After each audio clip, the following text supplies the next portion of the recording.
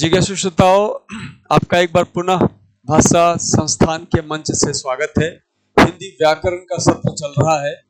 ये समझ लो धन लूट रहा है, हीरे लूट रहे हैं, क्योंकि जहाँ पे कूड़े कचरे का आधिक्य हो वहाँ पे यदि हीरा लूटे तो उसका महत्व होता है। ये बात तब समझ में आएगी जब आपको मेरे अध्यापन से आपको फायदा होगा, आपकी जिंदगी बनेगी। मैं सीधी सीधी बात कहने का अभ्यासी हूँ। हमारी पढ़ाई हुई बात सीधे परीक्षा में जब आएगी तब आप हीरे बनोगे, अन्यथा आप अंकों के क्षति को सह नहीं पाओगे, है ना। तो आइए हिंदी में हम शुरू करने जा रहे हैं। जैसा कि हमारा रहा है नियम, मैंने नया वर्ष है ये, आप सभी को नववर्ष 2025 की बहुत बहुत शुभकामना। और विशेष करके जो अध्येता हैं, जो अभ्यर्थी हैं, उनके लिए तो ये संकल्प लेने का वर्ष है। आप संकल्प लीजिए। हिंदी में मैं संकल्प लेता हूं कि मैं आपका जो व्याकरण वाला भाग है ना, वो शानदार ढंग से आपका पूरा कराऊंगा। और 100%, ऐसा वैसा नहीं, 100% का मेरी ओर से प्रस्तुति होगी। अब वो आप कितना ले पाते हैं वो आपके ऊपर है। हमारी ओर से 100% की प्रस्तुति है। तो नए वर्ष की शुभकामना के साथ आइए नए शब्दों के बारे में। हमने 5 शब्द लिए हैं। एक शब्द है विगत, सतत, तरंगदैर्घ्य, धर्मांतरी, मिष्ठान। आपको बताना है इसमें से कौन सा शब्द आपको सही लगता है। मैंने विकल्प भी दे रखे हैं, आप इसको विचार कीजिए। फिर हम आज शुरू करेंगे प्रत्यय का क्रम जो हमने आरंभ किया है। तो प्रत्यय में अब बारी आती है स्त्री प्रत्यय की। तो प्रत्यय वाली जो हमारी जो अभ्यास माला है, तो प्रत्यय वाले के क्रम में हमारा ये दूसरा प्रत्यय का क्रम है। हालांकि 20वां पाठ है ये। तो पहले इन शब्दों को देखिए, इस पर अपने विचार दीजिए। हम शुरू करते हैं आज प्रत्यय का दूसरा चरण, 20वां पाठ, प्रत्यय स्त्रीलिंग, स्त्री प्रत्यय। ये मेरा नाम है और ये मेरा नंबर है। तो आइए इस पे हम आगे बढ़ते हैं। भाषा संस्थान की 20वीं प्रस्तुति, नए वर्ष के उपलक्ष्य में भाषा संस्थान की 20वीं प्रस्तुति। 2 नंबर देखिए, हमारा है विषय आज का स्त्री प्रत्यय। तो स्त्री प्रत्यय है, इसकी परिभाषा क्या है भाई? तो स्त्री प्रत्यय की परिभाषा गौर से देखिए। स्त्री प्रत्यय की परिभाषा है वे शब्दांश जो किसी पुल्लिंग शब्दों के पीछे जुड़कर स्त्रीलिंग शब्द का निर्माण करते हों, उस शब्दांश को स्त्री प्रत्यय कहते हैं। और इस स्त्री प्रत्यय में आ, ई, इका लाल से लिखा हुआ है। आ, ई, इका। मैं और पीछे जाऊं, आगे जाऊं तो इन, इन, इया, इन, आइन, म, नी, ये जो हैं ये सारे के सारे क्या हैं? ये स्त्री प्रत्यय कहलाते हैं। कितने स्त्री प्रत्यय देखिए? 1, 2, 3, 4, 5। और यदि आप पीछे जाते हैं 5, 6, 7, 8, यही 8 प्रत्यय स्त्री प्रत्यय के महत्वपूर्ण प्रत्यय हैं। इससे आपके सारे स्त्रीलिंग के शब्द का निर्माण हम करते हैं। तो स्त्रीलिंग के प्रत्यय के बारे में ये आपके सामने ये पूरा पाठ है। स्त्रीलिंग के प्रत्ययों में जब आप प्रकृति को जोड़ते हो, प्रकृति में अज, मूल रूप। प्रकृति का मतलब क्या होता है? मूल रूप। मूल रूप को हम प्रकृति कहते आ रहे हैं। जब प्रकृति प्रत्यय की बात शुरू की मैंने, तो आपको बताया कि मूल रूप जो होता है वो प्रकृति कहलाता है। जो जुड़ता है शब्दांश से प्रत्यय कहते हैं। जो शब्द निर्मित होगा वो स्त्रीलिंग शब्द कहलाएगा। तो देखिए, हमारा पहले परिभाषा का क्रम आरंभ करते हैं। वे शब्दांश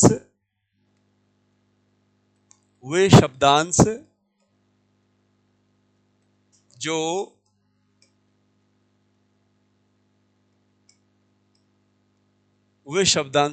पुल्लिंग शब्दों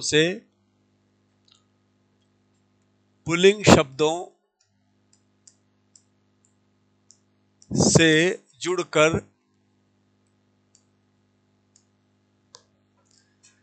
स्त्रीलिंग शब्दों का निर्माण करते हैं। स्त्रीलिंग शब्द निर्मित करते हैं। स्त्रीलिंग शब्द निर्मित करते हैं वे स्त्री प्रत्यय होते हैं, वे स्त्री प्रत्यय होते हैं। ये हमारी परिभाषा है स्त्री प्रत्यय की। और हम पर शब्द है, मूल शब्द है, फिर प्रत्यय है, फिर शब्द निर्मित करेंगे। देखिए, अज से आ जोड़ेंगे तो क्या बनेगा? बहुत सरल है ये, अजा। अजा माने बकरी होता है। बाल से आ जोड़ेंगे तो क्या बनेगा? बाला, है ना। और वत्स से आ जोड़ेंगे तो क्या बनेगा? वत्सा। ऐसे ही देव से ई जोड़ेंगे तो क्या बनेगा? देवी। क्या बनाया? देवी। नद से ई जोड़ेंगे तो बनेगा नदी। सुंदर से ई जोड़ेंगे तो बनेगा सुंदरी। ये सब प्रतीक रूप में है। इसके सारे आप हजारों शब्दों का निर्माण कर सकते हैं। बाल से इका जोड़ेंगे तो बाल में इका का हम योजन करेंगे तो बनेगा बालिका। साध से इका जोड़ेंगे तो क्या बनेगा? साधिका। ऐसे हमारे सैकड़ों शब्द इन प्रत्ययों से बन सकते हैं। परीक्षा में जो आपसे पूछा जाएगा वो 3 प्रकार के शब्द होंगे, 3 प्रकार के प्रश्न होंगे। आपसे पूछा जाएगा आप प्रत्यय से शब्द बनाइए, तो आप बनाइए अजा, बाला इत्यादि। अच्छा, आपसे पूछा जाएगा ई प्रत्यय से शब्द बनाइए, तो आप बनाइए देवी, नदी, सुंदरी, नर्तकी, ब्राह्मणी आदि बहुत सारे शब्द हैं जो ई प्रत्यय जुड़ने से बनते हैं। परिभाषा क्या है? पुल्लिंग शब्दों से जुड़कर जो स्त्री लिंग शब्द का निर्माण करते हैं वे स्त्री प्रत्यय कहलाते हैं। इसलिए चूंकि ई जोड़ा तो देवी, नदी, सुंदरी, ब्राह्मणी, नर्तकी इत्यादि शब्द बनते हैं। इका शब्द भी जो है ना, इका जो शब्दांश है वो भी स्त्री प्रत्यय का है। हम बाल शब्द से इका जोड़ते तो बनता बालिका। साध एक धातु है, साध यानी साधन, उससे इका जोड़ेंगे तो बनेगा साधिका। तो इस तरह से स्त्री प्रत्यय का निर्माण हम करते चलते हैं। इसके बाद देखिए और भी हम कुछ लेते हैं। एक इया प्रत्यय है, कुत्ता से इया जोड़िएगा तो क्या बनेगा? कुतिया। अब यहाँ ध्यान देने की बात यह है, कुत्ता में डबल त था, वो एक त के रूप में परिणत हो जाता है कुतिया। ऐसा क्यों हुआ? क्योंकि देखिए हिंदी जो है प्रकृति प्रत्यय जो भी चीज है ना, ये व्यवहार केंद्रित प्रकृति प्रत्यय इत्यादि चीजें होती हैं। तो व्यवहार में, बोलचाल में जो हिंदी बोलने वाले लोग हैं वो कुतिया नहीं बोलते, वो कुतिया बोलते हैं। तो कुत्ता शब्द में जब इया जुड़ता है तो कुतिया हो जाता है। ऐसे डिब्बा शब्द में आप इया जोड़ेंगे तो डिब्बा में जो डबल ड है ना, डबल ब है, वो हट करके क्या बन जाएगा? डिबिया। तो ये जैसा बोला जाता है वैसा ही लिखा जाना चाहिए। डिबिया शब्द नहीं होगा, डिबिया हो जाएगा। इया जोड़ा डिबिया बन गया। बंदर से इया जोड़ेंगे तो क्या बनेगा? बंदरिया, है ना। क्या बनाइए? बंदरिया, बंदरिया। बाछा से आ जोड़े इया जोड़ेंगे तो क्या बनेगा? बछिया। यूपी और बिहार के क्षेत्र में जो मादा गाय का बच्चा होता है उसे बछिया बोलते हैं, और बच्चे को भी कई बार बच्चिया बोल देते हैं। बच्चे को बच्चिया बोलते हैं। बच्चा से जब बनाएंगे ना, इसको बना ही लेते हैं। ये देखिए बच्चा शब्द है, तो बच्चा से क्या बनेगा? बच्चा से बनेगा बचिया। तो मानव के बच्चे को बचिया बोलेंगे, है ना, और गाय के बच्चे को बछिया बोलेंगे। ये हिंदी भाषा के शब्द हैं, बछिया और बचिया। यह प्रत्यय जोड़ने से हमारा ये शब्द विनिर्मित हो रहा है। आगे देखिए इन प्रत्यय जोड़ते हैं। धोबी से इन जोड़ेंगे, देखिए क्या बदलाव आ रहा, ध्यान दो आप। बोलने वाले धोबीन नहीं बोलते, बोलने वाले धोबिन बोलते हैं। धोबी की जो मादा महिला होती है जो वस्त्र आदि साफ करने का काम करते हैं वो पुरुष कहलाता है। धोबी पेशा है, ये साफ करने का पेशा है। और उसमें जब हम इन जोड़ते हैं तो बन जाता है धोबिन। ये स्त्रीलिंग बोधक शब्द बन जाता है। तो धोबी के स्त्री को या धोबी जात के स्त्री को हम धोबिन कहते हैं। नाई से इन जोड़ेंगे तो बोलचाल में क्या होता है, नाइन का जो ई है ना वो छोटा हो जाता है। नाइन नहीं बोलेंगे, नाइन बोला जाएगा। नाइन, वही अंग्रेजी वाला नाइन।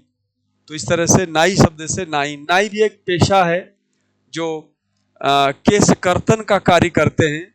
बालादि विच्छेदन का कार्य करते हैं, बाल काटते हैं, उनको हम नाई कहते हैं। उनके जो पत्नी है या उनका जो परिवार का व्यक्ति है, स्त्री है, उसे हम नाइन बोलते हैं। इसी तरह से आइन प्रत्यय जोड़ने पर जो शब्द बनता है, पंडित में आइन जोड़ेंगे तो बनेगा पंडित आइन। अब क्या क्या हो रहा है देखिए, पंडित शब्द था, आइन जोड़ा, तो आइन में जो आ था वो त से मिल गया तो बना पंडित आइन। चौधरी से जोड़ेंगे तो चौधर आइन, चौधर आइन, है ना। भगत शब्द से हम जोड़ेंगे, भगत शब्द से इन जोड़ेंगे तो बनेगा भगतिन। महादेव वर्मा की पुस्तक में भगतिन शब्द का प्रयोग हुआ है, भगतिन, ठीक है ना। तो ये सारे शब्द क्या थे? ये शब्द ऐसे थे जो आपके स्त्रीलिंग शब्दों का निर्माण कर रहे थे। अब मैं एक अन्य प्रत्यय म प्रत्यय है उसकी बात करने जा रहा हूं। ये देखिए, जब हम म प्रत्यय जोड़ते हैं, ये असल में फारसी का प्रत्यय है। बेग से जब म जोड़ते हैं तो बनता है, क्या बनेगा? बेगम। बेगम का मतलब है सेनापति की पत्नी, बेगम। फारसी में बेग यानी होता है सेनापति, म का मतलब तो उसकी पत्नी, बेगम का मतलब सेनापति की पत्नी बेगम।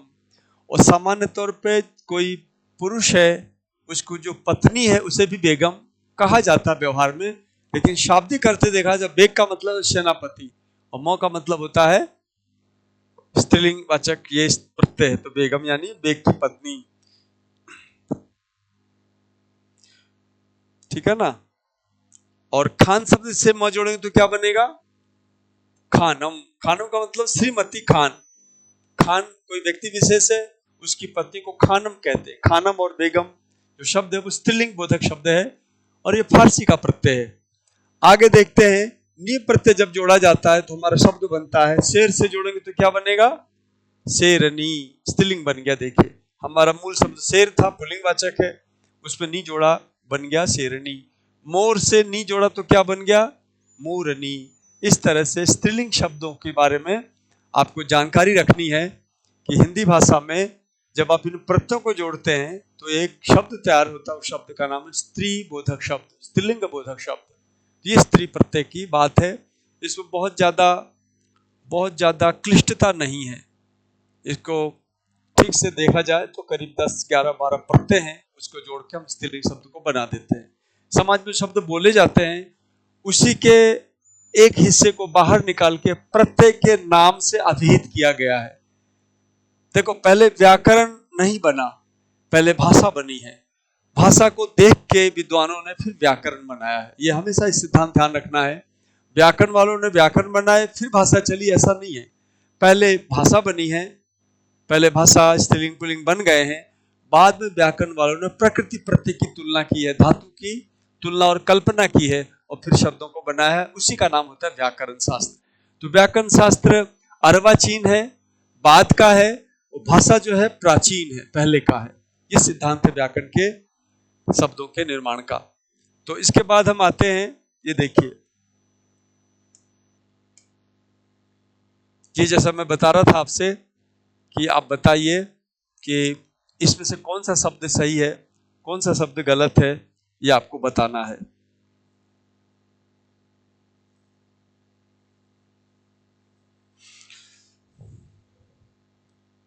तो देखिए, आइए मैं इसका उत्तर देता हूं। विगत में यह शब्द बिल्कुल सही है, सतत में यह शब्द बिल्कुल सही है, तरंग दैर्घ्य में ये वाला शब्द सही है, और धन्वंतरी में ये वाला शब्द सही है, ये वाला धन्वंतरी है ना। और मिष्ठान में ये वाला शब्द सही है, बाकी सब गलत है। सातत्य सही है, सातत्य सही है, लेकिन हमें सतत के मुकाबले देखना था। सातत्य भी सही है पर इसका अर्थ अलग है, ये भाववाचक शब्द है, सतत जो है विशेषण है, क्रियावाचक। इस तरह से हमने देखा ये शब्द सही है और ये शब्द गलत है, तो ये कोई शब्द नहीं होता है। अब ये दुकान वाले मिष्ठान वो मिलावट भी करते हैं मिठाई में और शब्द भी गलत लिखते हैं, तो बेचारा सही तो कर रहा है, क्योंकि उनका मिष्ठान शुद्ध मिष्ठान नहीं है, इसलिए वो अशुद्ध शब्द लिखते हैं। क्या? मिष्टान लिखेंगे, मिष्ठान लिखेंगे, मिष्ठान लिखेंगे, सब अशुद्ध लिखेंगे, क्योंकि वो शुद्ध बेचते नहीं है शायद, इसलिए ऐसा करते होंगे। तो शुद्ध शब्द जो व्याकरण की दृष्टि से वो ये है ना, ये शब्द कोई भी शुद्ध नहीं है। और ये क्यों नहीं है, सबके अपने अपने कारण हैं, और सबका कारण बताने की आवश्यकता नहीं है, साफ साफ दिखता है। सतत कुछ होता नहीं है, सतत कुछ होता नहीं है, सतत कुछ होता है इसलिए सही है, विगत कुछ होता नहीं, हलंत कुछ होता नहीं, ऐसा कुछ होता नहीं है। जो कट है वो कट है, जो सही है वो सही है।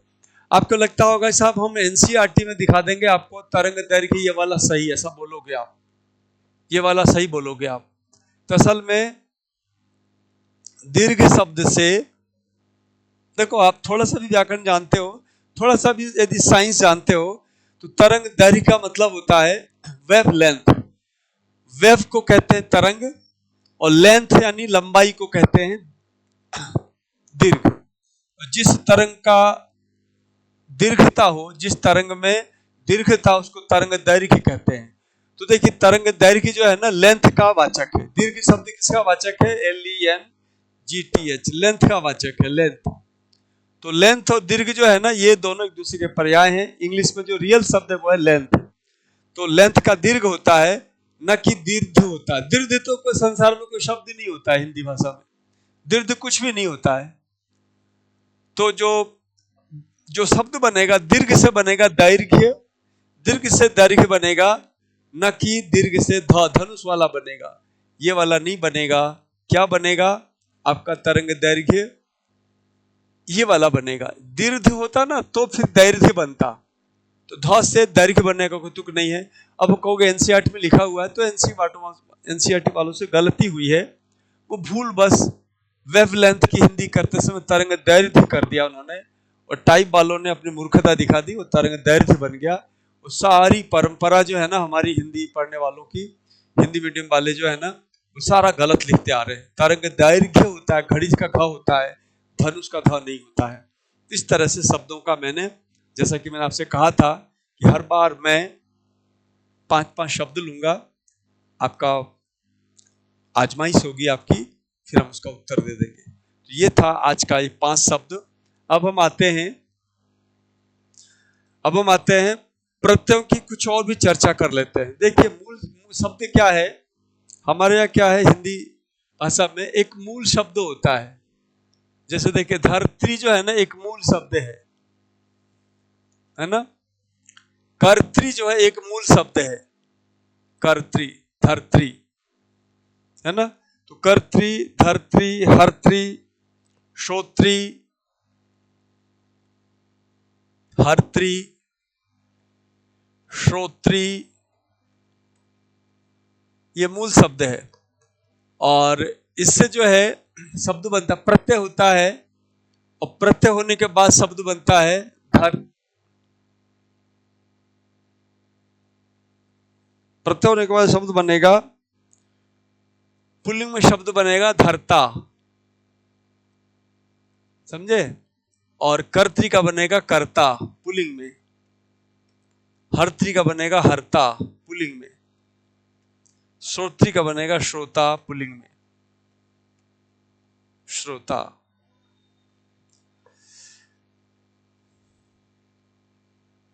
इस तरह की स्थिति बनती है। मैं थोड़ा सा उदाहरण दे रहा हूं आपको। अब जैसे धरती शब्द है, तो धरती, अब जो प्रत्यय होगा हमें ई प्रत्यय जोड़ना है इससे स्त्रीलिंग बनाने के लिए। तो ई प्रत्यय जोड़ेंगे, तो यहाँ पे देखिए धरती में जो ध है ना, उसके बाद जो र है, र तो अपना ऊपर ही रहेगा, लेकिन री के स्थान पर र हो जाएगा, यण संधि हो जाएगी। ये देखो, यहाँ ध्यान से देखो, समझो इसको। तो धरती में जब हमने ई प्रत्यय किया तो धरत्री ई, और त्री में जो री था उसके स्थान पे कर दिया र, सबको मिला दिया, तो क्या बन गया? धरत्री। ये बन गया आपका स्त्रीलिंग शब्द। ये थोड़ा सा कठिन है, ये ध्यान रखना है। यहां भी हम ई प्रत्यय कर रहे हैं, लेकिन प्रत्यय के बाद शब्द बदल रहे हैं। ये परीक्षा में पूछा जा सकता है, आपको ध्यान देना है। चलिए धरती पे ध्यान दिया आपने, धरती समझ में नहीं आया कोई बात नहीं, हम दूसरा लेते हैं। हमारे पर कर्त्री नाम का एक शब्द है, ये देखो कर्त्री। क्या शब्द है? कर्त्री, मूल शब्द है। इस पर हमने जोड़ा स्त्रीलिंग बनाने के लिए ई प्रत्यय जोड़ा। ई प्रत्यय जोड़ा तो हमारे पास क्या क्या आया, हमारे पास ये त, री और बड़ी ई, ऐसी स्थिति बन गई। अच्छा, एक सामान्य नियम है अणसंधि का, यदि आगे स्वर हो तो री को र हो जाता है। तो देखो कर में ये जो री है ना, री को र कर दिया हमने, किससे किया, यणसंधि से किया। यणसंधि कहती है कि आगे यदि स्वर हो तो री के स्थान पर र होता, तो हमने री के स्थान पर र कर दिया। तो क्या बचा हमारे पास बचा कर्तरी। और इन सबको मिलाओगे ना तो पता है क्या बनेगा, इन सबको मिलाओगे तो बनेगा तौर मिलकर के हो जाता है, रेफ ऊपर रहेगा ही, ई अलग से आ गया, तो ये बन गया आपका कर्त्री। इस तरह से बन गया है ना। दोनों को मिलाया तो क्या बना भाई, रेफ तो रहेगा ही रहेगा, र मिलेगा, ई मिलेगी। तो यदि हमने इसमें तौर मिला तो त्री हो गया। अब ये रेफ भी दिखाना, बड़ी भी लगानी है, ई बड़ी भी लगानी है, तो बड़ी हमने ये लगा दी, बड़ी ई। और रेप भी दिखाना है तो रेप को हमने यहां लगा दिया, क्योंकि रेप हमेशा इस तरह से, तो कर्त्री शब्द इस तरह से बन गया। ये बड़ा ही महत्वपूर्ण शब्द है। अब देखो हम लेते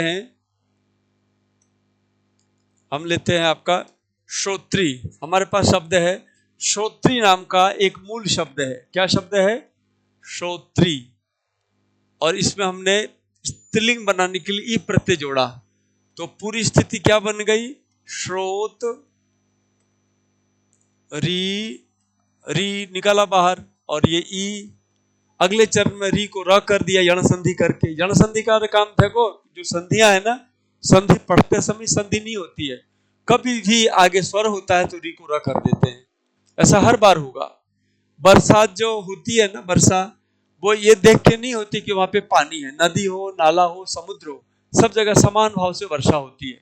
कोई भी प्रकरण हो, संधि अपना काम हर जगह करेगी। तो संधि का नियम ये कहता है री के स्थान पर र कर दीजिए, आगे स्वर हो तो। आगे स्वर है इसलिए हमने क्या किया, री के स्थान पे हमने कर दिया र, और ई तो हमारा प्रत्यय ही, पहले से स्त्रीलिंग बनाने के लिए हमने ई प्रत्यय किया है। जब आप मिलाओगे इनको तो क्या बनेगा, श्रो, तौर मिलाए तो बन गया त्र और बड़ी ई, और इन सबको जोड़ दिया तो क्या बन गया, ये बन गया श्रोत्री। श्रोत्री, श्रोत्री का मतलब सुनने वाली, और श्रोता का मतलब बनेगा सुनने वाला। तो श्रोत्री वगैरह कोई भी शब्द जो है ना, मूल शब्द से प्रत्यय जोड़ के बनता है, पुल्लिंग से नहीं जोड़ते हम लोग। कई शब्दों में तो पुल्लिंग से जोड़ दिया जाता है, पर जो अलग से मैंने प्रत्यय की चर्चा की है वहां पे मूल शब्द से प्रत्यय जोड़ा गया है। कुछ बात और देखो आप, स्त्रीलिंग प्रत्यय यदि ठीक से समझना है ना, एक चीज और देखो हमारे पास एक शब्द है युज धातु से इन प्रत्यय करके एक शब्द बनता है योगिन। जो को ग वगैरह होता है, हम आगे चल के इसको देखेंगे, एक योगिन शब्द बनता है। मूल शब्द योगिन है, इस योगिन का पुल्लिंग बनता है योगी। क्या बनता है, योगी। और स्त्रीलिंग बनाना तो योगिन में बड़ी ही जोड़ दो तो क्या बन जाएगा, योगिनी। योगिनी, इसी का तद्भव रूप है जोगिनी, जोगिनी, जोगन बन जाऊंगी सैया तेरे कारण। एक बहुत प्यारा गाना है, स्त्री में इतनी अनन्य भक्ति है अपने उस प्रेमिका में अपने पति के प्रति। वो कहती, पति यदि आप नहीं मिले तो मैं जोगन बन जाऊंगी पिया तेरे कारण। तो योगिनी शब्द का तद्भव रूप क्या है, जोगन। जोगी जी सारा रा, जोगी जी सारा रा। हमारे तद्भव जो गीत हैं उनमें योगी का क्या रूप बनता है, जोगी, है ना। तो जोगी, जोगन, ये सारे शब्द तद्भव रूप हैं, क्योंकि योग से योगी और योगिनी से योगन शब्द बना करते हैं। तो हमारे जो गीत संगीत है, हमारे जो लोक गीत है, लोक व्यवहार है, तो इनमें जो है तद्भव शब्दों की भरमार पाते हैं हम लोग। सारा सबका मूल जो है ना, उत्स जो है संस्कृत भाषा है। तो देखिए योगिन मूल शब्द था, उससे आपने ये प्रत्यय जोड़ा तो योगिन। अब कैसे बना इसको देख लेते हैं। देखिए हमारे पास सब मूल शब्द था योगिन, क्या शब्द था, इन प्रत्यय के बाद हमारा था शब्द योगिन। हमने स्त्रीलिंग बनाना चाहा तो योगिन से ई जोड़ा तो क्या बन गया, योगिनी, योगिनी। ऐसे एक शब्द है मंत्रिण, मंत्रिण एक शब्द है, मूल शब्द मंत्रिण है। मेरी इच्छा है कि मैं स्त्रीलिंग बनाऊं तो क्या बनेगा? मंत्रिणी, क्योंकि त्रा में जो रा है ना, तो उस रा की वजह से ना कोणा हो जाएगा, तो क्या बनेगा? मंत्रिणी। भोगिन शब्द है, क्या नाम है? भोगिन। भोगिन से आप बड़ी ई जोड़ के स्त्रीलिंग बनाना चाहोगे तो क्या बनेगा? भोगिनी।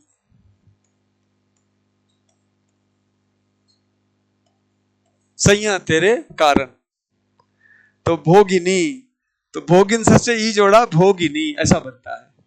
ऐसे बहुत सारे शब्द हैं जो हम लोग व्यवहार में हिंदी में खूब प्रयोग करते हैं। जैसे देखिए, हमारे एक शब्द है, एक शब्द है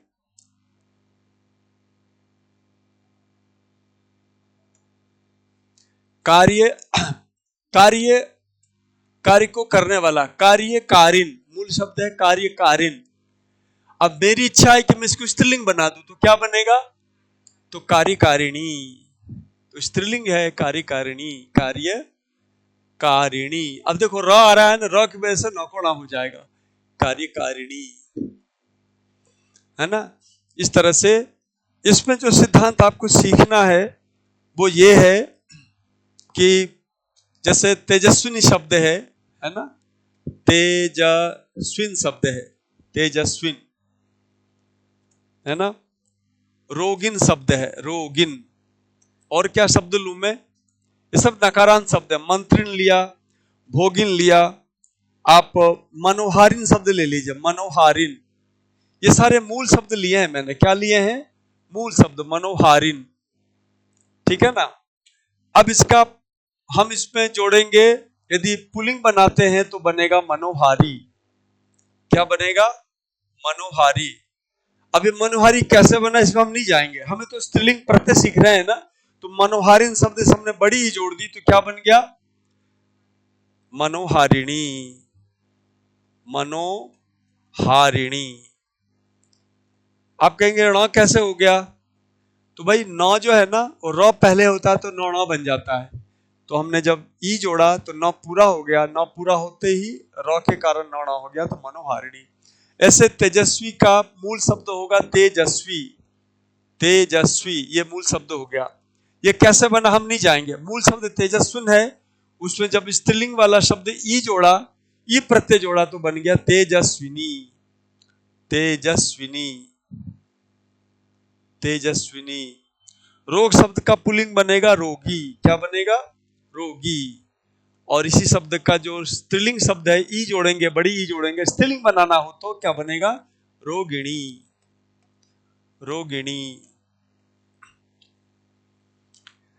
रागी, राग वाला, रागिणी, राग वाली।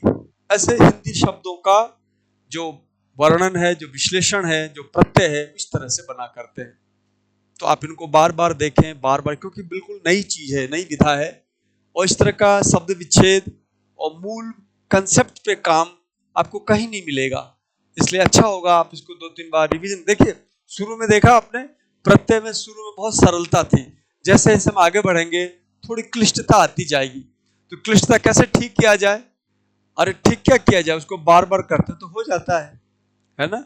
जो मुलायम पदार्थ होता है, मशीन पदार्थ होता है, वो यूं ही खाद्य के रूप में काम आता है। जो कठोर होता है उसे कूटा जाता है, कूटने के बाद वो काम आ जाता है। तो इन शब्दों को जो कठिन लगते हैं उसको कूटने की आवश्यकता है। कूटने का मतलब बार बार पढ़ने की आवश्यकता है, तो आराम से आप सहज से पचा पाएंगे। तो ये था हमारा आज का स्त्री प्रत्यय वाला पर। लेकिन संयोग ऐसा है, ये प्रत्यय बहुत कम पूछे जाते हैं, बहुत ही कम पूछा जाता है। कोई बात नहीं, कम हो चाहे ज्यादा हो, जो कम है उसी से तो मेरिट बनती है, जो कम है उसी से मेरिट बनती है। इसलिए मेरिट बनाने वाली जो प्रक्रिया है उसके लिए स्त्री प्रत्यय बढ़िया से याद होना चाहिए। तो आज अपने वक्तव्य को यहीं विरमित करता हूं मैं। नए वर्ष के उपलक्ष्य में, 2025 के उपलक्ष्य में, मुझे आशा है आप नए संकल्प के साथ अध्ययन और मनन में जुटेंगे और अपने संकल्प को पूर्ण करेंगे। 2025 आपका सफलता का वर्ष हो। इस बार आपकी ऐसी पृष्ठभूमि बन जाए कि आप आने वाली परीक्षाओं में सफल हो जाएं। इसी शुभकामनाओं के साथ मैं आपसे विरमित करता हूं, स्वयं को आपसे विदा लेता हूं।